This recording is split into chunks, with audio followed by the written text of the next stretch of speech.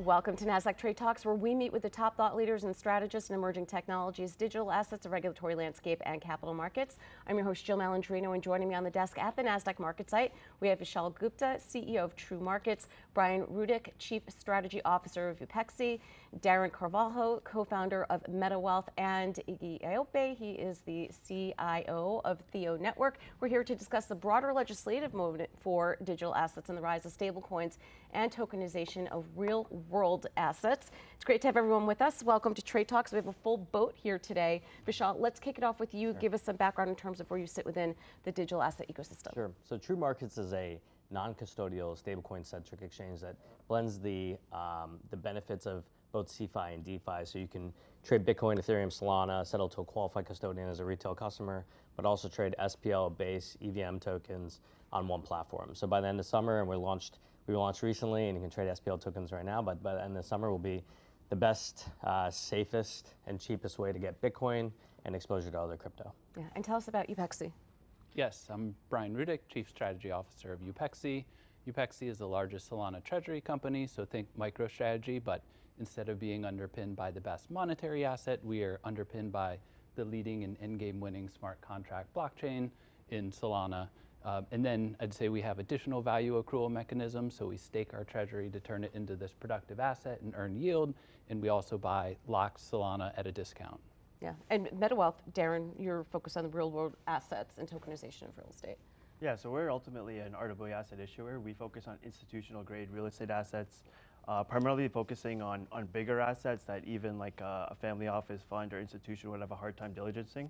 So we take like something like in a block of 30 apartments, office space, hotel space, things of that nature, large assets, tokenize them, and then sell them on our mobile and web app to a plethora of different target groups. And Iggy, finally, Theo Network. Theo Network is a new kind of financial institution that's built from the ground up to take RWAs and take them beyond issuance. And sort of, I am Iggy Ioppe, I'm Chief Investment Officer of Theo, and my background is kind of a little bit relevant here. I worked at Bain Capital. I ran my own hedge fund that was seeded by Blackstone. We got about $500 million. I ran prop trading at Credit Suisse with $1 billion book.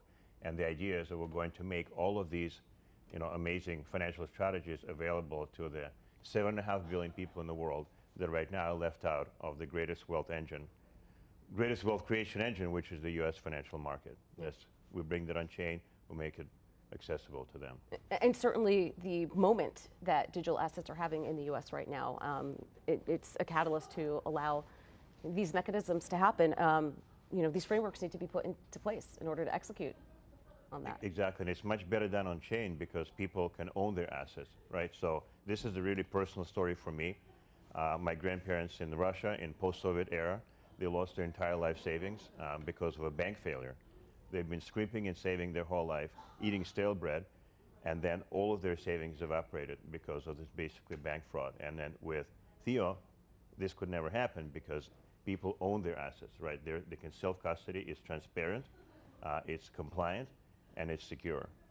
Yeah. So it's a big mission for the entire company. Yeah, and certainly, Brian, this market structure clarity, not only does it help to implement the systems that, we have aggressive goals today, but it also helps to foster innovation moving forward. Exactly, and the important thing here is a lot of the financial system is built on these antiquated rails, literally created 50 years ago, and even fintech is just this front-end wrapper on those antiquated rails. So if I sent anybody $10 via Venmo, it would basically make it easier for me to do that, but would essentially use ACH on the back end, whereas stablecoins and blockchain use internet-based rails. So they reimagine those rails themselves, and they have all these wonderful benefits like democratization of value exchange, removal of intermediaries, and new constructs around business models, ownership and governance. And so we're on the verge of potentially onboarding the masses now that we have legislation in the US, and that's why we are so excited at Upexi. Yeah, I think, Vishal, we also have to recognize with stablecoin growth, there's also fragmentation. Sure. Yeah. Yeah, I think that with clarity of regulation, we're going to see a lot of things happen here. So prior to founding True Markets, I was head of USDC from launch to $500 million in market cap, and then I left to join Coinbase's head of exchange pre-IPO. So we took that from 20 assets to 235 assets. We unified USD and USDC. We saw a lot of growth within Coinbase. We launched 2 derivative exchanges, and we saw a couple things happening. There's really kind of a regulatory capture here in the United States where there's only a few ways you can take dollars and turn them into crypto. And what we're seeing now with clear regulation is you're going to start to see many, many stablecoins, many ways of taking dollars and turning them into stablecoins or another cryptocurrency. So with this clear regulation, you're going to start to see fragmentation. In the US domiciled, US denominated stablecoin world, USDC is 99% of that. Again, domiciled in the United States. That's a non-tether world. In the exchange space, Coinbase is somewhere between 70-75% of US spot. So we expect to see a lot of fragmentation. With fragmentation is going to come a need for infrastructure. A lot of the infrastructure we're building behind the scenes of kind of the hard tech of what we're doing at True Markets is in stablecoin infrastructure. Yeah, and then so in theory, if stablecoin is successful here in the US, that's just going to continue to spur the growth that you've seen with tokenized assets as well. Is that the thinking there? Yeah, absolutely. I mean, we see stablecoins as that foundational layer for what we're building on top of that, right? When we're tokenizing an asset, it's all denominated in USDC and ultimately the US dollar. But I think with the recent regulations and what we're seeing here in the US and the changes being made is that, at least from our experience, building a consumer company, the number one thing, tech aside, all the tech is kind of like the cherry on top. The number one thing is consumer trust, right? And that's always something that we're trying to manage in different ways through marketing, through PR, through all of these different ways that we're building a business. But ultimately, regulation is a big way that consumers really can latch onto and grab something real that builds that trust for them. Yeah, Iggy, you brought up a great point before, and thank you for sharing your family's story.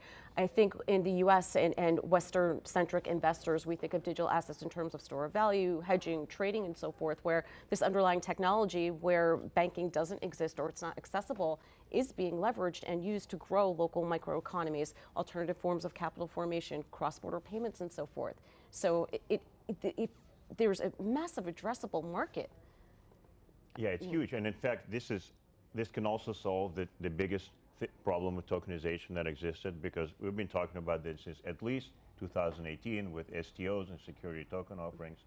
And this has been just a series of broken promises, frankly, with tokenization, right? I call it, and not just me, but other people call it Tokenization Theater, where basically you make a big press release, you put it on chain, and then nothing happens. Like this beauty of DeFi, all the things that you can do on chain, it doesn't happen with RWAs after they're tokenized. So that's kind of where Theo comes in, is we take it beyond issuance, where we'll provide liquidity, we connect to all the major trading venues where liquidity are, and then we'll connect these tokens in a compliant way with this entire world that is actually craving the tokens, craving to invest in these amazing instruments they don't have access to. And so it's like this solution has been laying in wait for a long time, and I think we can bring it to life. Yeah, I mean, I think there's been a lot of thoughts around RWAs and how to really bring them to market. And the reality is the best tokenized asset that we have right now is a stablecoin, right? And the reason why it worked is because it has high utility and very low risk, right? Again, the risks could be, is the dollar really there? And obviously players like USDC have monthly attestations and they make sure that the dollars are there, and there's very low risk. So how long does it take to mint or burn? That's another type of risk. There's all these risks that are associated with something like a stablecoin. The problem that we've seen is that tokenizing, let's say Reg NMS securities, it's actually really low utility right now and very high risk. Again, you're inviting the SEC into this platform. You're inviting a bunch of different things happening. I think the key to an RWA working will end up being, to your point, high utility and low risk. And if you can do those things, then there's a reason to tokenize it. And if not, then we have to work on the utility side of things. Yeah, I think that's what the question is. Is the underlying asset owned somewhere, right? You can access tokenized assets, or if you want to access the private markets via tokenization, right? Yeah. But who owns that underlying, right? So there's all these little risks in tokenization. So I'd love to hear on on your side how you handle that. But I think there's always that's the equation I always look at: utility versus risk. Yeah. I think ultimately from what I'm taking from both these gentlemen here is that once we tokenize these assets, there's actually a bigger world out there that they can participate in, right? I think one thing that we don't always realize is that, okay, all of these assets potentially or are moving on chain, are they just gonna act like they did in the old world, or are they gonna act in this whole new like DeFi landscape that's actually possible? Once you program a dollar, once you program an asset, it actually has like, you know, maybe 1,000x more value than it did in the TradFi markets, where, you know, you only had 100 options. Now you have 1,000 options plus, like, you know, periphery of you know, 1,000 more options that are still to be built, right? And that's a really interesting, you know, proposition that we're looking at MetaWealth. Is, okay, we're tokenizing these assets, but now what? Like, what's the utility beyond that? Right. Iggy, it looks like you want to add something. Yeah, well, I mean, I remember when I was running prop trading at Credit Suisse, and that was during the GFC, and that famous weekend when Lehman went down. So I was running a desk, and all the senior people got called in person to figure out what their exposures were to everybody, because every investment bank was going out of business after Lehman, and there was this mad scramble. For me, it was relatively okay because it was long shorts, it was all tier one assets. But for many other desks, you know, they were making phone calls to their ops people, pulling up old spreadsheets, guesswork. And then years later, I was thinking, well, if this was all on blockchain, none of this would happen. Just pull up the Block Explorer, you know exactly your exposure, everything would have been liquidated immediately on time. So in terms of the benefit to the stability to the whole financial system, I think the tokenization and putting things on chain, just even before you get to composability and all the beautiful things that DeFi can bring, is just a massive benefit. Yeah, I think the auditability of it and the transparency of it, and even if you think about, you know, leveraging stable coins or digital assets for public works projects and so forth, there's always that question: where's the money going? How come, you know, we're in the most busy part of the world and our infrastructure is crumbling? Where are these billions of dollars going to? Exactly. And one thing to add is we talked about some of this technology existing for years now, and it hasn't really caught on in any sort of big way. I actually think that we're on the precipice to have this potential for this to now reach the masses. And the reason why I say that is, like any technology, it takes decades for it to reach its final form. So think internet invented in the 80s, and it wasn't until the mid-2000s that we got Web 2.0 as we know it. And it takes decades for people to change their behavior. So think like people still go into banks and deposit checks physically rather than doing it on their phone when they could have done that 15, 20 years ago. But the reason why I'm so excited for this technology, stablecoins and RWAs included, is because now that we have legislation or are on the path to getting more comprehensive market structure legislation, it's going to force big corporations to come in a big way. It's really the big corporations that have billions of customers. They've got a lot of trust with those customers. They have billions of dollars of capital to invest in it, and they have top devs. And so this could be something like Amazon accepting stablecoins, or this could be like Google adding this built-in crypto wallet to Chrome. And I think like this gives us the best potential we've ever had really in the history of our industry to really onboard the masses and see this wonderful technology adopted by many around the world. I would argue too that we've seen the space mature, where user experience and scalability has really been a key theme for the past let's call it 1 to 3 years, whereas, you know, the ethos of us versus them no longer exists. And I think focusing on scalability, user experience has been key. And, you know, look, MasterCard, Visa, PayPal, you know, they're thinking ahead. Yeah, I think it's interesting because the U.S. market is actually pretty pocketed, right? You only have a couple winners right now, and I think with clear regulation, again, we're going to start seeing all these upstarts. There's a key reason why I left, you know, a great job at Coinbase is because I saw there was a real opportunity to kind of like start over and build something. And I think if you look at traditional finance, you see with every Goldman Sachs, there's a Morgan Stanley and a JP Morgan, there's always counterparties, there's always many lending desks, not just one. There's many trading venues, not just one. And I think that, you know, it's really exciting to kind of build the next wave into a clearer regulation than we had in the last, you know, 10 years. Yeah. So I think that's the excitement that we're seeing right now in the U.S. And competition is good. Yeah. It's good for the consumer at the end of the day, and, you know, understanding how these frameworks and how you can operate. I mean, you're thinking about expanding into the U.S. because there is some clarity available. Yeah, absolutely. I mean, like with the advances of this technology, like it's really like breaking down a lot of barriers that consumers had prior, right? Think about you know, if I'm a U.S. individual, or even if I'm a European individual, I want to invest you know, across the ocean. It's not an easy task. You need to set up your you know, your finance accounts, your legal accounts, your on ground DD teams, legal teams. It's a nightmare actually, really. But with MetaWealth, our technology and our process, and now with this introduction of these new regulations, it could be as simple as sitting on the beach in Florida and picking up your phone and investing in a property in Marbella, Spain. It could be just like that. And just think about how that could really change our world across all the different asset classes to come. Yeah.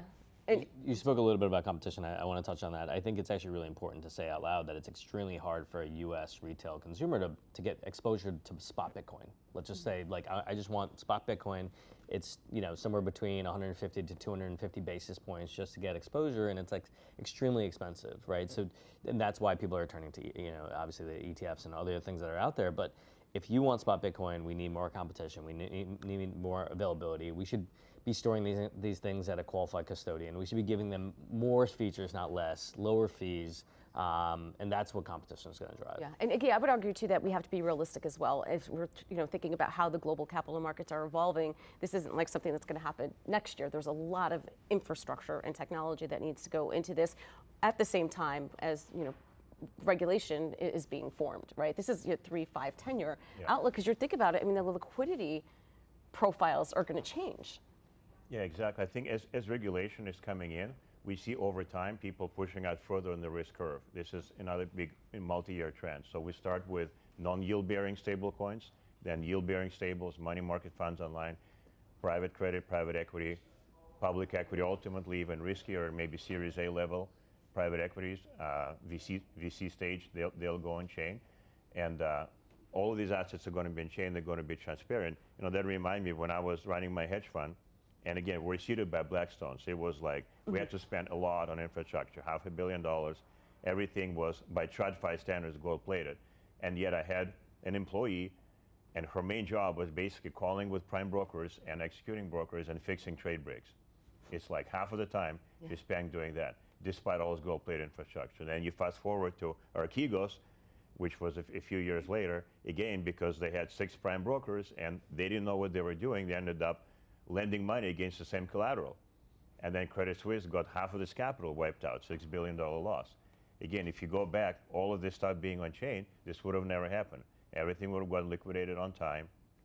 So that's why at Theo, we believe in bringing assets across the risk curve. We love stable coins. We actually have our stable coin. We love money market funds. We just launched one in partnership with Wellington and Standard Chartered. But the next step is definitely pushing out further on the risk spectrum, putting in diversified portfolio that's going to create wealth for billions of people. Yeah. Does it get confusing when every institution is issuing some sort of stablecoin or their version of it? It doesn't. It might, but there's certain things that these different issuers can do with it. So one, I'd point to the composability of all these stable coins. And then because we have this now new regulatory framework, consumers can know that they're protected and these are backed one for one. I think the end state is they become commoditized. And so if you think about a stable coin, there's multiple layers to this, right? Mm-hmm. There's the actual dollar sitting in a bank account. That's commoditized, right? They're all stable coins, they're all dollars sitting in bank accounts. Then there's the second layer, which is really the wrapper, right? So it's USDC or PYUSD or in the next stable coin. And then the third layer is the application layer, or let's say for my case, an exchange layer, where we just want to speak dollars anyways, right? So what we're doing is we're wrapping and unwrapping the commoditized dollar. And I think that the better and better applications will over time be able to speak many stable coins, and it'll be transparent. So, it's going to be very easy for any user to just say, I'm going to bring in any stable, I'm going to use it for settlement and collateral, and the platforms themselves will enable multiple stable coins. So we do that as well. So we speak PYUSD, PayPal stablecoin by default, but you can come in with USDC for collateral or settlement, and we handle it. So it's utility. Again, it's what the differentiator is. So we're agnostic, and we can speak all the stablecoins that are, again, U.S. regulated, but our goal is to just be agnostic and speak all of them. All right, appreciate everyone's insight. Thanks for joining us on Trade Talks, and thanks for joining me from MarketSite. I'm Jill Malandrino, Global Markets Reporter at Nasdaq.